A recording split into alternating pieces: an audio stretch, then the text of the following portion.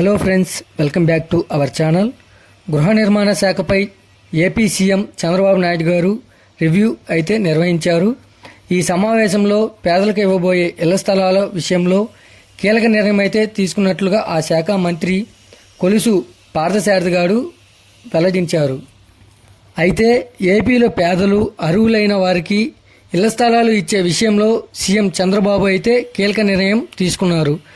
కొత్త లబ్ధిదారులకు గ్రామీణ ప్రాంతాల్లో అయితే 3 సెంట్లు, పట్టణాల్లో అయితే 2 సెంట్ల స్థలం కేటాయించాలని నిర్ణయం తీసుకున్నారు. ఈ విషయాన్ని గృహ నిర్మాణ శాఖ మంత్రి కొలుసు పార్థసారథి తెలిపారు.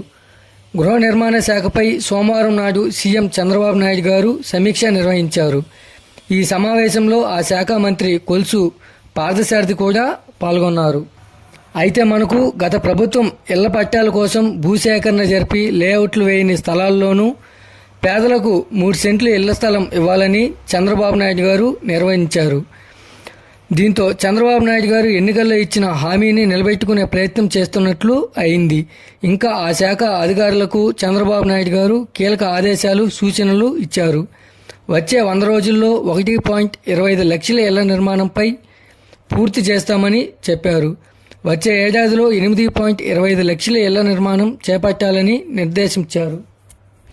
అయితే గత వైసీపీ సర్కారు తాము నిర్మించిన ఎన్టీఆర్ ఇళ్ల లబ్ధిదారులను పక్కన పెట్టేసిందని తెలియజేశారు. ఇల్లు పూర్తయిన పేమెంట్లు చెల్లించిన బాధిత లబ్ధిదారులకు వెంటనే చెల్లింపులు చేయాలని చంద్రబాబు నాయుడు గారు అయితే ఆదేశించినట్లుగా మంత్రి కొలుసు పార్థసారథి వెల్లడించారు. మధ్యతరగతి ప్రజలకు ఎంఐజీ లేఅవుట్లను ఏర్పాటు చేస్తామని నిర్ణయించినట్లు తెలిపారు. ఈ వీడియో కనుక నచ్చినట్లయితే లైక్ చేసి సబ్స్క్రైబ్ చేయండి. మరో కొత్త అప్డేట్తో మీ ముందుకు తీసుకొస్తాను.